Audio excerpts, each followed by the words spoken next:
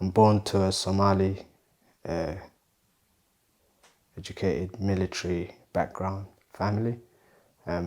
My granddad was a servant of the Somali National Army and one of the first members of a group called SYO, I think, yeah. And they are based on the getting Somalia a referendum to become independent.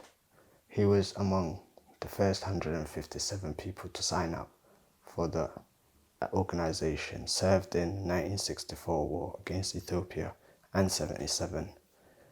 Then my dad became army, military, forces like defense, missiles, colonel. He was trained in Iraq and Russia. And so I'm a son to a family who's been brought up traditionally as patriotic servants of the country, and my mother was a teacher and a singer. 1989 was just 2 years before the government fell and the war broke out. My brother experienced a chunk of the good life which my father and mother and the whole country and people were experiencing, be it as a baby up until he was 7. He'd experienced what a Somali government, a stable Somalia was, whereas I was born 2 years later, the war broke. My father had to flee because he was an important army colonel within the ranks of the government. My mother, being a famous singer, teacher, she's had to go her way as well to get protection. Everything became clan-based.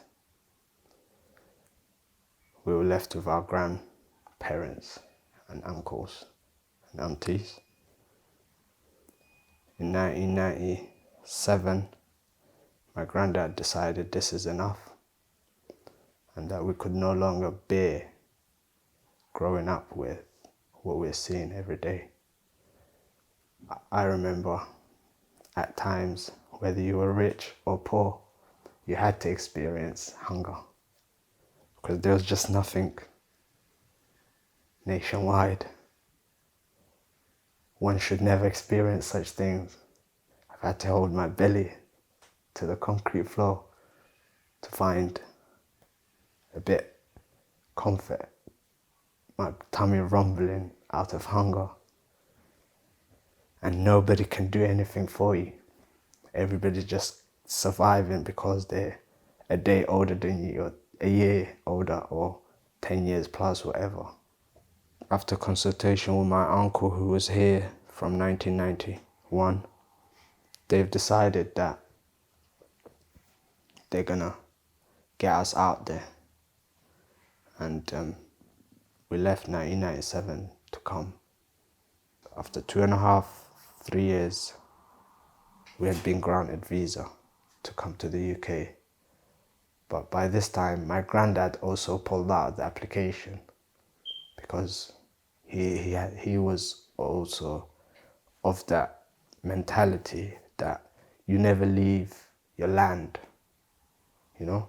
No matter what, you continue to stay and correct what is wrong, you know? So he persisted to stay behind. So now responsibility fell on me, although I had a 4-year-old, a brother who's 4 years older than me, to bring my grandma and my brother here to the UK. We came here, a whole different world. A place that I'd never heard of. I've only began to realize and find out where it is, having been shown what the globe map is by my dad. him telling me a bit of things culturally that is required, like please, hello, help, and so on. And also carrying a message in my ears stemming down from my other family in Somalia, from the day we were leaving, saying, no matter what you do, don't become an infidel.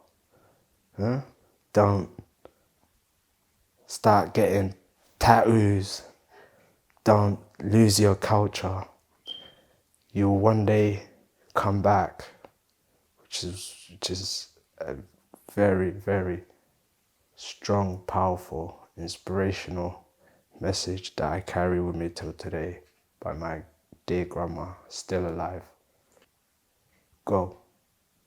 You'll come back one day and you'll bring back something to rebuild or change, to give back to your people. Your age, she said to me, kids like you are who's going to save this country. Although I didn't understand what she meant. I don't know who is this Ethiopian she's talking about, or Africans, because I don't even know what Africa is. I don't know what Ethiopia is, but I remember it because now I know what it is, and now I know that all of that she said has happened apart from me going back